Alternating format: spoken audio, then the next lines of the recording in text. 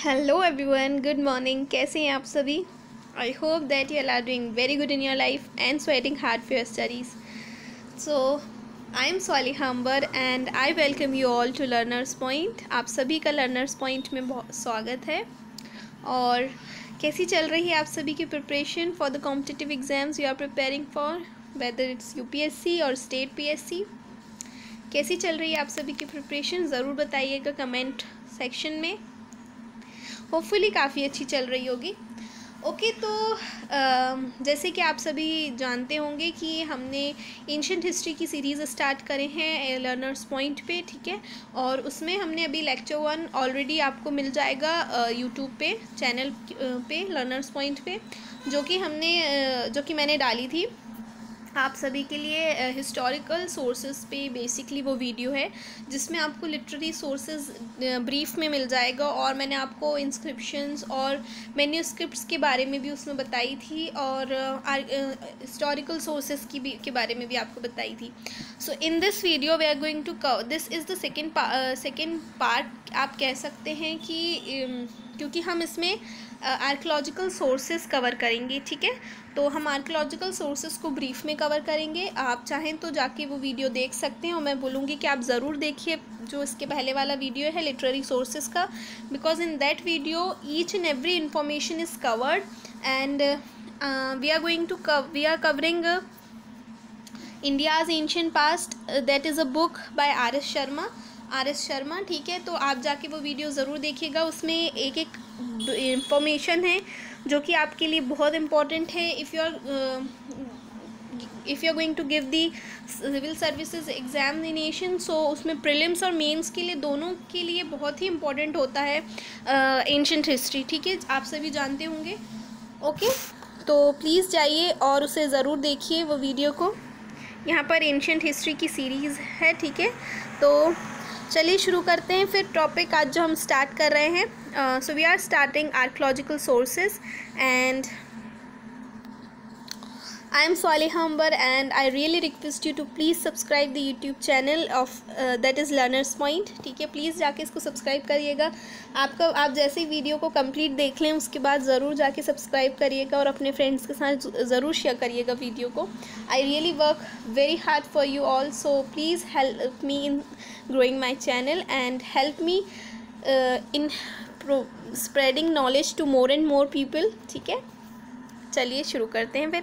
हम आज archaeological sources पढ़ेंगे, ठीक है।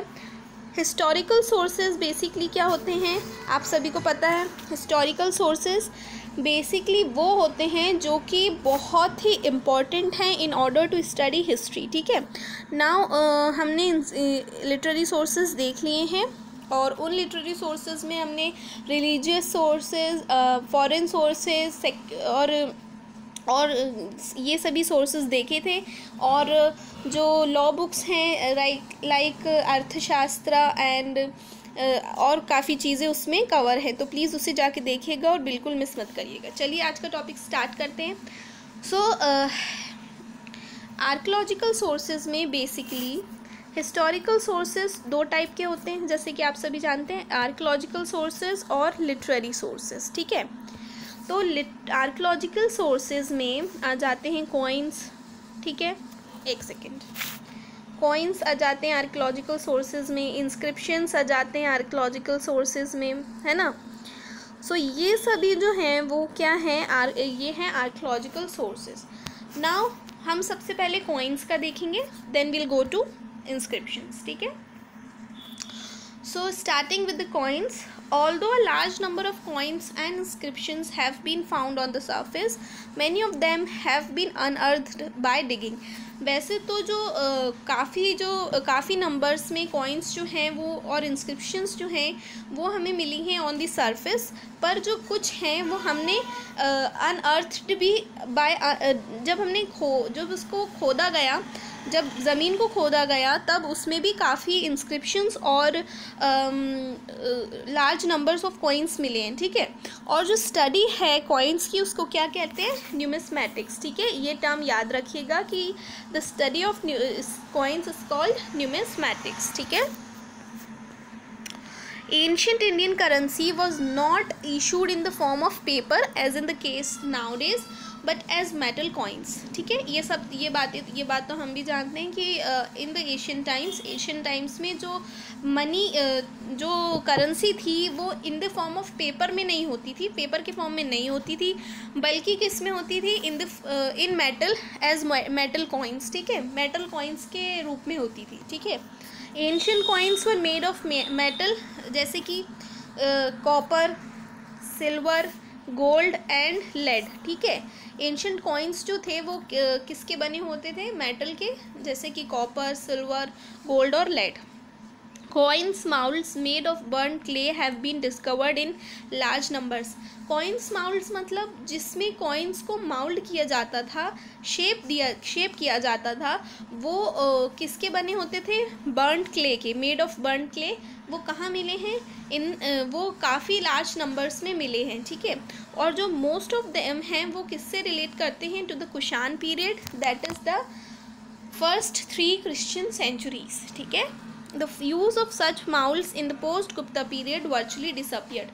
और जो उन molds का यूज़ था वो पोस्ट गुप्ता पीरियड में वर्चुअली डिसअपियर हो गया था. ठीक है, as there was nothing like the modern banking system in ancient times, people stored money in earthenware and also in brass vessels and maintained them as precious hoards on which they could fall back in the time of need. ठीक है, जैसे कि आप सभी जानते हैं कि पुराने एंशियंट टाइम्स में जो बैंकिंग सिस्टम है वो नहीं हुआ करता था.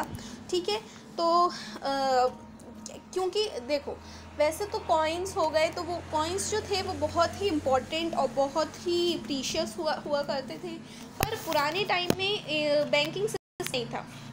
अब बात आती है कि फिर वो जब बैंकिंग सिस्टम नहीं था तो कहाँ रखा करते थे अपने प्रीशियस कॉइन्स को, या फिर जो उनके प्रीशियस चीज़ें रहती थी उसको कहाँ रखते थे. तो क्या लिखा है इसमें कि वो जो थे वो स्टोर करते थे मनी को इन द अर्थनवेयर. ठीक है, या फिर ब्रास वेसल्स में, या फिर वो मेंटेन करते थे प्रीशियस होर्ड्स. ठीक है,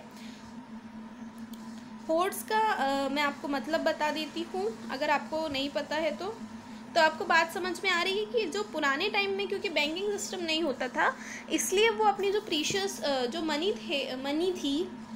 मनी हुआ करती थी उस टाइम पे, कॉइन्स, वो अर्थनवेयर में रखते थे और ब्रास वेसल्स में रखते थे. ठीक है, तो ये सब बातें आप याद रखिएगा कि जब उनके पास बैंकिंग सिस्टम नहीं था तो वो किस में मनी को स्टोर किया करते थे.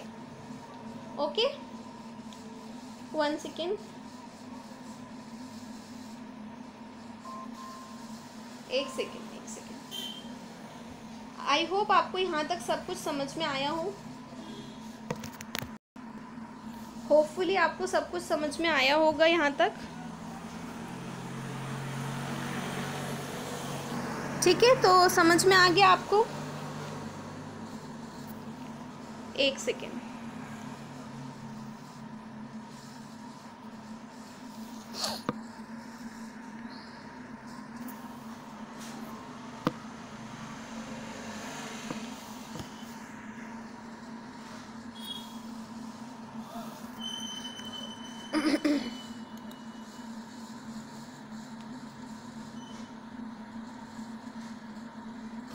ओके, तो होर्ड्स प्रीशियस होर्ड्स में रखा करते थे, या ब्रास वेसल्स में, या अर्थनवेयर में. ठीक है, होर्ड्स और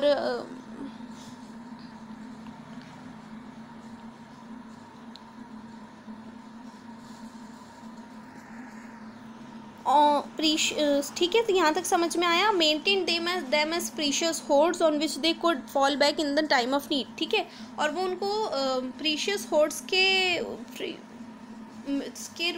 की तरह मेंटेन करते थे, देम और उनको on which they could fall back, जिन पे वो ज़रूरत के टाइम पर जिन्हें वो यूज़ कर सकते हैं. ठीक है, होर्ड्स को बेसिकली आप समझिए कि किसी चीज़ को स्टोर करके रखना, स्टॉक करके रखना किसी चीज़ का. ठीक है, स्टोर करके रखना. Many of these hoards containing not only Indian coins. ये जो होर्ड्स थे इसमें सिर्फ इंडियन कॉइन्स नहीं थे, but also those minted abroad, such as in the Roman Empire, have been discovered in different parts of India. They are preserved mostly in museums in Kolkata, Patna, Lucknow, Delhi, Jaipur, Mumbai and Chennai. ठीक है, समझ में आया. जो ये होर्ड्स थे उसमें सिर्फ इंडियन कॉइन्स ही नहीं होते थे, बल्कि वो कॉइन्स भी होते थे जो कि मिंट कहाँ किए जाते थे,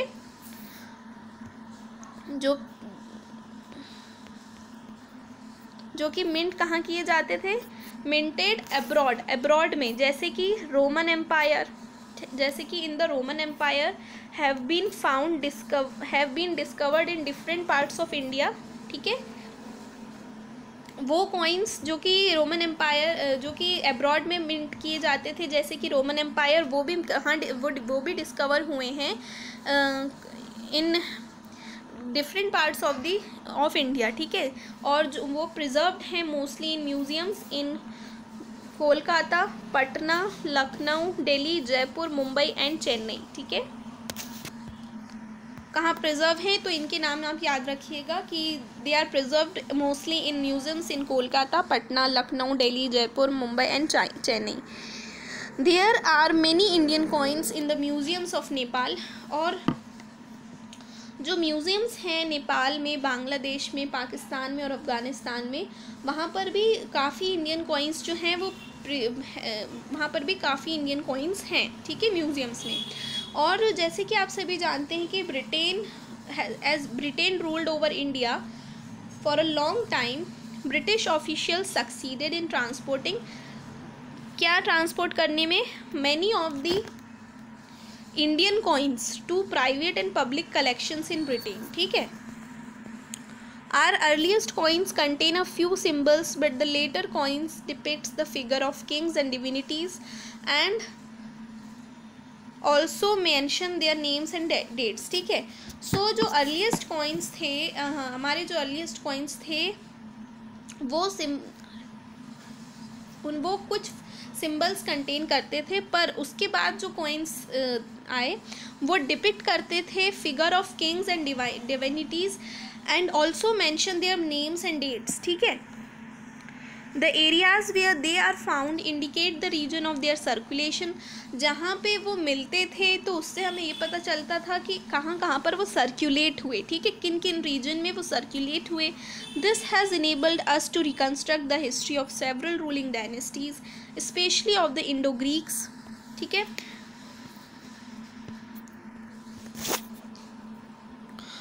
इससे हमें मदद मिली थी कि ताकि हम रिकन्स्ट्रक्ट करें history of several ruling dynasties. ठीक है, स्पेशली इंडो ग्रीक्स जो कि आए थे इंडिया में from north Afghanistan and rule here in the 2nd and 1st century BC. याद रखिएगा कि इंडो ग्रीक्स इंडिया में कहाँ से आए थे, तो फ्रॉम नॉर्थ अफगानिस्तान, और उन्होंने रूल किया था इन the 2nd and 1st centuries BC. Hopefully आपको सब कुछ समझ में आया होगा यहाँ तक. आप प्लीज़ वीडियो को एक बार जब कंप्लीट देख लें तो एक बार 5 मिनट उसको रिवाइज करिएगा खुद से कि हमने आज इस वीडियो में क्या क्या पढ़े. ठीक है, तो इससे आपका जो मेमोरी पावर है चीज़ों को याद करने का, आपको चीज़ें याद ज़्यादा रहेंगी और आपका मेमोरी पावर भी इंक्रीज़ होगा. As coins were use for various purposes such as donations. ठीक है, आप जैसे कि जो कॉइन्स थे वो वेरियस पर्पसेस के लिए यूज़ किए जाते थे, जैसे कि डोनेशंस के लिए, या फिर मोड ऑफ पेमेंट के लिए, या मीडियम ऑफ एक्सचेंज के लिए.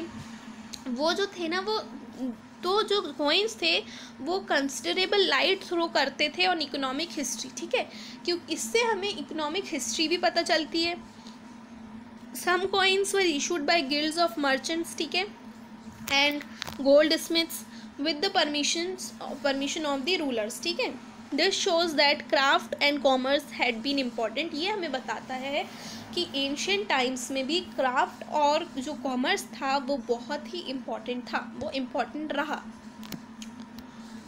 Coins helped transactions on a large scale and contributed to trade जो कॉइन्स थे वो हेल्प करे, वो जैसे देखो बहुत ही सिंपल बात है कि कॉइन्स हैं वो मीडियम ऑफ एक्सचेंज है, मोड ऑफ पेमेंट है, तो वो क्या करते थे, हेल्प करते थे ट्रांजैक्शंस में on a large scale and contributed to trade. ठीक है, the largest number of Indian coins date to the post Maurya period. जो largest number of Indian coins हैं वो कब डेट करते हैं, तो they date to the post Maurya period.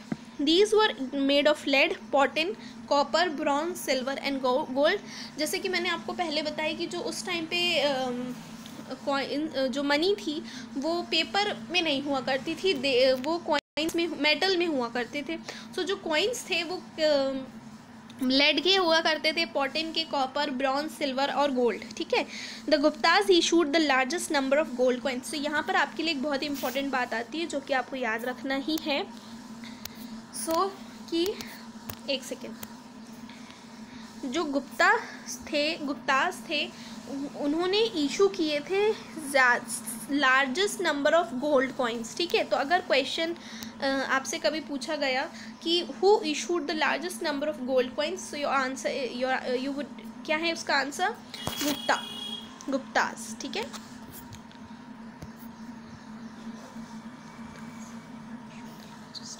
यहाँ पे ये हटा दीजिएगा, गुप्ताज है वो। The Guptas issued the largest number of gold coins. All this indicates that trade and commerce flourished, especially in post-Maurya and a good part of the Gupta period. However, only a few belonging to the post-Gupta period. इससे हमें क्या पता चलता है कि जो trade और commerce है वो फ्लरिश किया स्पेशली कब, इन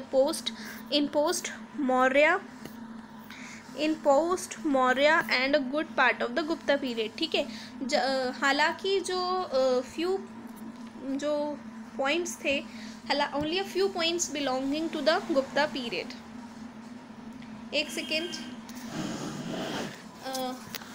अगर आपको वीडियो अच्छा लग रहा है तो प्लीज़ आप वीडियो को ज़रूर शेयर करिए और प्लीज़ अपने फ्रेंड्स के साथ शेयर करिए, सब्सक्राइब करिएगा चैनल को। और क्योंकि मेरा मेन एम है कि जिसके पास रिसोर्सेज नहीं हैं उनको भी सभी इंफॉर्मेशन में प्रोवाइड करा सकूं, उनकी प्रिपरेशन में हेल्प करा सकूं। और ये जो हम एंशिएंट हिस्ट्री कवर कर रहे हैं, we are covering ancient history from the book that is India's ancient past by RS Sharma.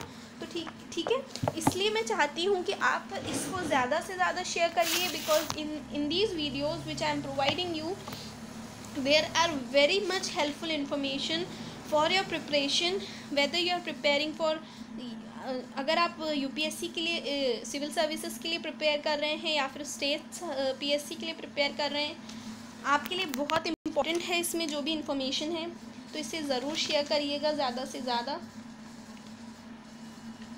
ठीक है, यहाँ पर कॉइन्स आएगा, पॉइंट्स लिखा है। ठीक है, कॉइन्स आएगा यहाँ पे। ठीक है, हाउएवर, हालांकि जैसे कि मैंने आपको बताई कि ये जो सब है वो इंडिकेट करता है कि ट्रेड और कॉमर्स जो था वो फ्लरिश्ड करा स्पेशली कब, post Maurya and good part of the Gupta period. ठीक है, हालांकि जो कुछ कॉइन्स थे, few coins belonging to the post Gupta period, कुछ जो कॉइन्स थे जो कि बिलोंग करते थे पोस्ट गुप्ता पीरियड से, हैव बीन फाउंड, वो मिले। ठीक है, ये सेंटेंस के आगे आप हैव बीन फाउंड कर लीजिएगा, एक्चुअली यहाँ लिखा है वो आगे। However, only few coins belonging to the post-Gupta period have been found, which indicates a decline of trade and commerce in this period. जिससे हमें क्या पता चलता है कि इस पीरियड में ट्रेड और कॉमर्स जो था वो डिक्लाइन हो गया था। Okay, coins also portray kings and gods and contain religious symbols and legends, all of which throw light on the art and religion of the time. ठीक है, ये सब किस पे लाइट थ्रो करता है, इससे हमें क्या पता चलता है, ऑन द आर्ट। ठीक है, आर्ट के बारे में और रिलीजन ऑफ द टाइम। ठीक है, cowries were also used as coins जो कोरीज थी वो भी यूज़ की जाती थी एज कॉइन्स, जबकि उनका जो परचेजिंग पावर था वो काफ़ी कम था, वॉज लो। ठीक है, they appear in substantial numbers in post Gupta times but many have been used earlier। वो जो हैं वो appear हुई थी substantial numbers में in post Gupta times, ठीक है, but many have been used earlier। so यहाँ पर हमने फिनिश कर दिए हैं कॉइन्स के बारे में। होपफुली आपको सब कुछ समझ में आ गया होगा। Now we will start inscriptions. तो पहले आपको मैं बताना चाहूँगी कि इंस्क्रिप्शंस होते क्या हैं। Inscriptions are written records engraved on stone pillars or walls of caves. These are helpful in order to study history। जो inscriptions होते हैं वो written records होते हैं। Basically hard surfaces में इनको engraved किया जाता है, जैसे कि stone pillars, ठीक है, जैसे कि stone pillars, walls of caves, ठीक है। तो ये सभी जो हैं बहुत ही हेल्पफुल हैं in order to study history, ठीक है। The study of inscriptions is called epigraphy और study of coins is called numismatics, ठीक है। तो इन स्टडी ऑफ इंस्क्रिप्शंस को क्या कहते हैं, epigraphy. And the study of the old writing used in inscriptions and other old records is called palaeography, ठीक है। ये याद रखिएगा दोनों वर्ड्स कि इंस्क्रिप्शंस की स्टडी को क्या कहा जाता है, एपिग्राफी, और ओल्ड राइटिंग जो कि इंस्क्रिप्शंस में यूज़ हुआ करती थी एंड अदर ओल्ड रिकॉर्ड्स, उसे क्या कहा जाता है, उसकी स्टडी को क्या कहा जाता है, palaeography. Inscriptions were carved out on seals. जैसे कि मैंने आपको अभी बताई कि जो इंस्क्रिप्शंस हैं वो रिटन रिकॉर्ड्स होते हैं जो कि हार्ड सरफेसेस पे एनग्रेव्ड होते हैं, ठीक है। तो जो इंस्क्रिप्शंस हैं वो कार्व्ड आउट, वो किस पे कार्व किए जाते थे, सील्स पे, स्टोन पिलर्स पे, रॉक्स पे, कॉपर प्लेट्स पे, टेम्पल्स पे, वॉल्स पे, ठीक है, और वुडन टैबलेट्स पे एंड ब्रिक्स और इमेजेस, ठीक है। In India as a whole the earliest inscriptions were recorded on stone. India में एज अ होल जो अर्लीस्ट इंस्क्रिप्शंस थे वो किस पे रिकॉर्ड किए जाते थे, they were recorded on stones, ठीक है, they were recorded on stones, ठीक है। However in the early centuries of the Christian era, copper plate began to be used for this purpose. Even then, practice of engraving inscriptions on stone continued on the large scale in South India. We have also in that region we have also seen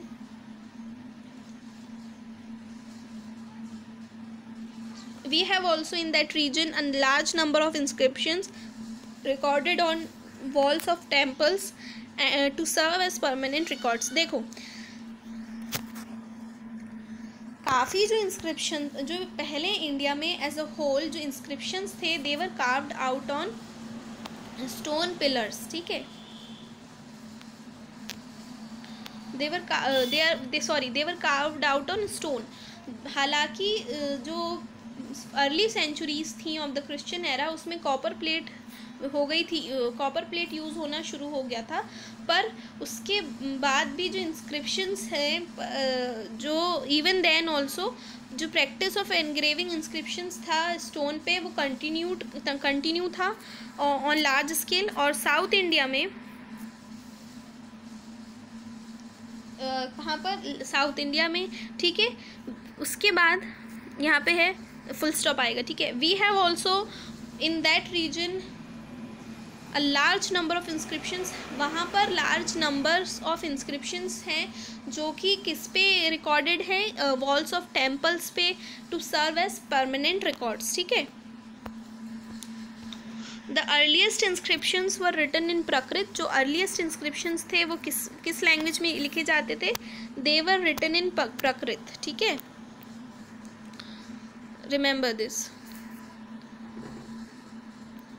The earliest inscriptions were written in Prakrit, P will capital, the earliest inscriptions were written in Prakrit in the 3rd century BC। 3rd century BC में जो earliest inscriptions थे वो प्राकृत में लिखे जाते थे। Sanskrit was adopted as an epigraphic medium, ठीक है, in the 2nd century AD and its use became wide spread. उसका यूज वाइड स्प्रेड कब हुआ? In the 4th and 5th centuries। But even then Prakrit continued to be used, उसके बाद भी जो प्राकृत है वो कंटिन्यू थी यूज़ में। Inscriptions begin to be composed in regional languages in the 9th and 10th centuries। आप याद रखिएगा कि जो इंस्क्रिप्शंस थे वो रीजनल लैंग्वेजेस में कंपोज्ड होना कब शुरू हुए थे? तो इन the 9th and 10th centuries।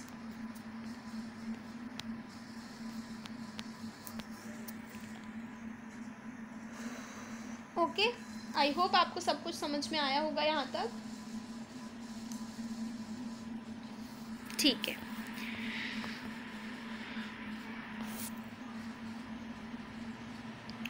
The Harappan inscriptions which await decipherment seem to have been written in the pictographic script in which ideas and objects were expressed in the form of pictures।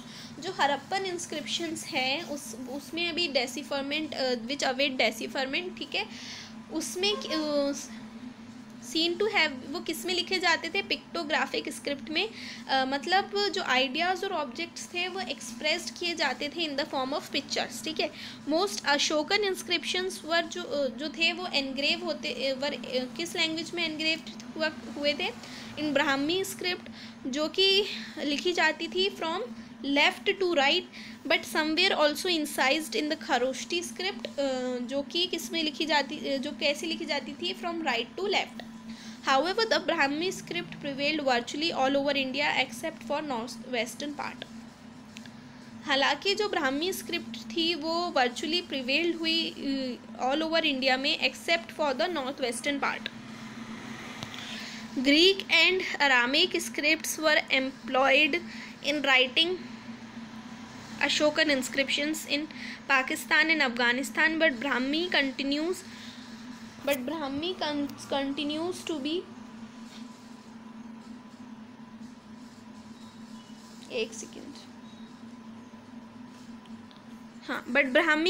continues to be the main script in till the end of the Gupta times। जो Ashokan inscriptions थे वो Greek और Aramaic scripts में लिखे गए पाकिस्तान और अफ़गानिस्तान में, पर जो ब्राह्मी थी वो कंटिन्यू थी to be the main script till the end of the Gupta times। An epigraphist can decipher most Indian inscriptions up to about the 7th century if he has mastered Brahmi and its variations।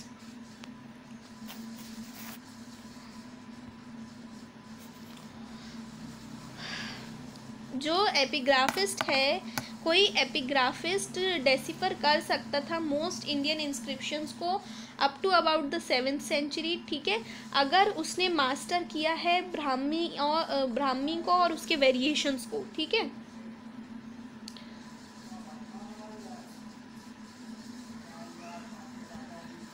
But subsequently क्या हुआ? We notice strong regional variations in this script. Inscriptions found on the seals of Harappa belonging to about 2500 BC are considered symbolic by some scholars। देखो, जब आप ancient history पढ़ रहे हो तो ये बहुत ही इम्पोर्टेंट है कि उसमें जो माइन्यूट से माइन्यूट इन्फॉर्मेशन भी है ना, आप इसको याद रखने की कोशिश करो। इसका सबसे इम्पोर्टेंट चीज़ ये है कि आप उसको समझिए, उसको सिर्फ ये मत करिए कि आपको एक डेट याद ही करनी है, आप वो समझिए कि ये हुआ था, कब हुआ था, इसलिए हुआ था, या इससे रिलेटेड या ये चीज़ें हैं, उसको आप याद रखिए, आपको चीज़ें ऑटोमेटिकली याद रहेंगी। तो मैं आपको एडवाइस करूँगी कि आप प्लीज़ थोड़ा जब भी एंशिएंट हिस्ट्री को पढ़ें तो बहुत ही ध्यान से पढ़ें, because it is very much important to remember each and every thing, ठीक है, ईच एंड एवरी डेट, क्योंकि हिस्ट्री में dates are very much important, आप सभी जानते होंगे। सो जो इंस्क्रिप्शंस थी फाउंड ऑन द सी, जो कि हरप्पा की सील्स में मिले, वो they belonging to about 2500 BC, ठीक है, वो कंसिडर करे जाते हैं symbolic by some scholars for Indian history the earliest deciphered inscriptions are Iranian. Indian history में जो अर्लीस्ट डेसिफर्ड इंस्क्रिप्शंस थे वो कौन से थे? Iranian. They belong to the sixth to fifth centuries BC are and are found in Iran. ठीक है.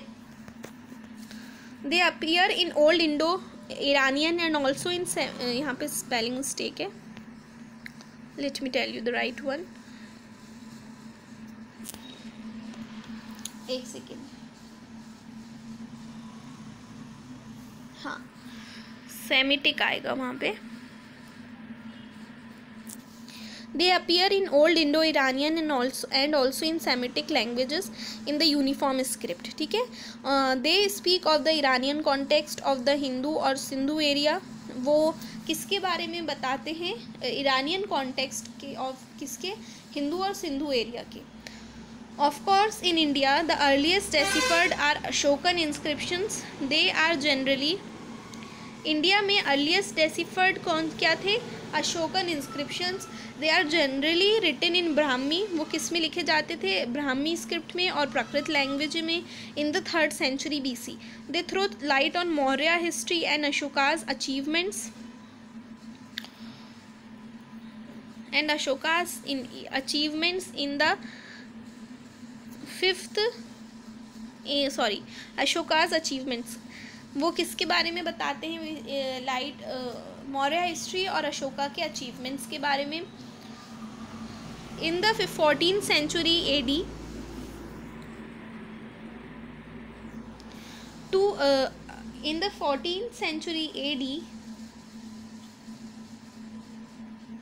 To Ashokan, यहाँ पे 2 आएगा एक्चुअली.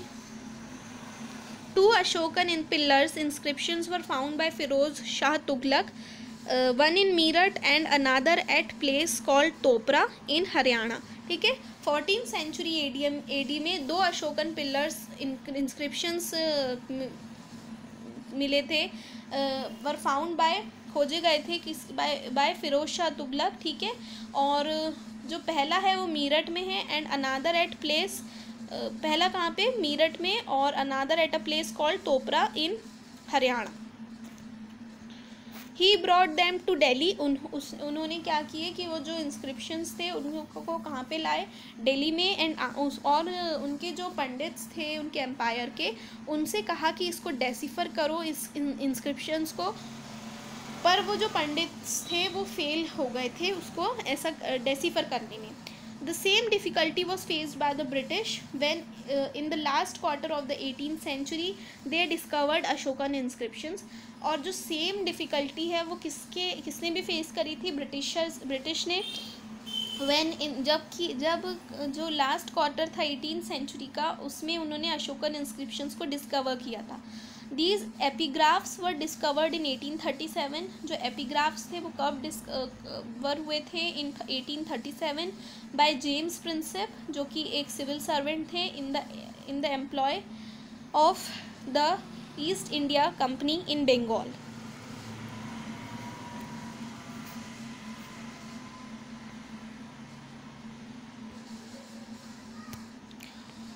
होपफुली सब कुछ समझ में आया होगा आपको. Company in Bengal. ठीक है.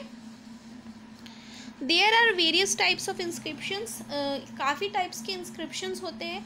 जैसे सम जो कुछ होते हैं वो रॉयल ऑर्डर्स और डिसीजंस के रिगार्डिंग डिसीजंस, जैसे कि सोशल या फिर रिलीजियस या फिर एडमिनिस्ट्रेटिव से रिलेटेड होते हैं. मैटर्स को, जो उनसे रिलेटेड मैटर्स होते हैं उसको कन्वे करते हैं to officials and the people in general. ठीक है. और अशोकन इंस्क्रिप्शन जो थे वो इसी कैटेगरी को बिलोंग करते थे. और कुछ जो होते हैं इंस्क्रिप्शंस वो वर्बल रिकॉर्ड्स होते हैं of the followers of Buddhism, Jainism, Vaishnavism, Shaivism and the like. They appear on pillar, tablets. ठीक है. वो किस में मिलते हैं? पिलर, टैबलेट्स, टेम्पल्स और images as marks of devotion. ठीक है. Yet another types eulogize the attributes and achievements of kings and conquerors and ignore their defeats or weaknesses. To this category belongs the Allahabad pillar inscription of Samudragupta. कुछ ऐसे भी होते हैं जिसमें कि तारीफ़ लिखी जाती हैं और किंग्स ने क्या, किंग्स की अचीवमेंट्स लिखी जाती हैं एक्चुअली, और उन्हें क्या क्या एंड कॉन्करर्स, ठीक है, किंग्स और कॉन्करर्स के अचीवमेंट्स लिखे जाते हैं और उनकी जो वीकनेसेस रहती हैं उसको इग्नोर किया जाता है. ऐसे भी इंस्क्रिप्शंस होते हैं और इस कैटेगरी से बिलोंग होते हैं अलाहाबाद पिलर इंस्क्रिप्शन, जो कि समुद्रगुप्ता का है. Finally we have many donative records which refer specially to give some money.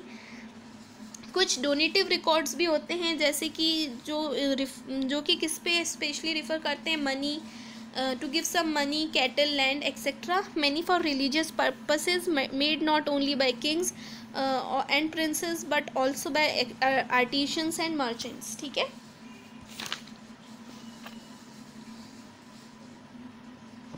Okay. कुछ जो होते हैं ना वो कुछ इंस्क्रिप्शंस में डोनेटिव रिकॉर्ड्स भी होते हैं जिसमें कि वो इस मनी या फिर कैटल या फिर जो लैंड है वो देते हैं मैनी फॉर रिलीजियस पर्पसेस के लिए. ये जो डोनेशंस होते थे ये सिर्फ किंग्स नहीं या प्रिंसेस नहीं किया करते थे, बल्कि जो आर्टिशंस और मर्चेंट्स थे वो भी किया करते थे. Inscriptions recording land grants made mainly by chief and princes are very important for the study of the land system and administration in ancient India. These were mostly engraved on copper plates. जो inscriptions land grants के लिए land grants जिसमें recorded होती थी वो mainly किसके बाद कौन करता था, mainly by cheap and princess.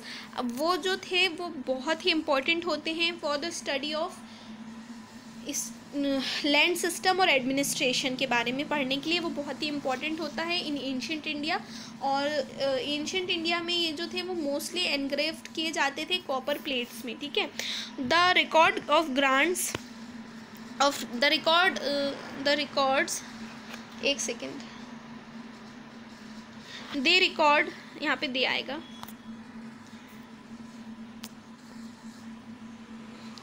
They record grants of lands, ठीक है, revenues and villages made to monks, priests, temples, monasteries, officials. They were written in all languages including Prakrit, Sanskrit, Tamil and Telugu. ठीक है. तो जो ये सब थे ये रिकॉर्ड करते थे ग्रांट्स ऑफ लैंड्स, रेवेन्यूज़ या फिर विलेजेस किसको दिए जाते थे, मॉन्क्स को, प्रीस्ट, टेम्पल्स, मोनेस्ट्रीज, ऑफिशियल्स. ठीक है. और they were written in all languages including, ये प्राकृत में भी लिखे जाते थे, संस्कृत में भी, तमिल में भी और तेलुगु में भी. ओके. सो आई होप कि आपको वीडियो पसंद आया होगा. अगर पसंद आया है तो प्लीज़ लाइक करिएगा, शेयर करिएगा और सब्सक्राइब करिएगा. वीडियो को एंड करने से पहले यहाँ पर आपके लिए एक कोट है, तो कोट पढ़ लेते हैं. Today is your opportunity to build the tomorrow you want. आज आपके पास वो अपॉर्चुनिटी है कि जिससे आप अपना जो फ्यूचर है, जो टुमारो, जो आपका कल है आने वाला, उसको आप बिल्ड कर सकते हैं. तो आई रियली रिक्वेस्ट यू कि आप प्लीज़ बहुत अच्छी प्रिपरेशन करिए और स्टे लर्निंग, स्टे हैप्पी. और प्लीज़ सब्सक्राइब करिएगा चैनल को और शेयर करिएगा. Thanks for watching.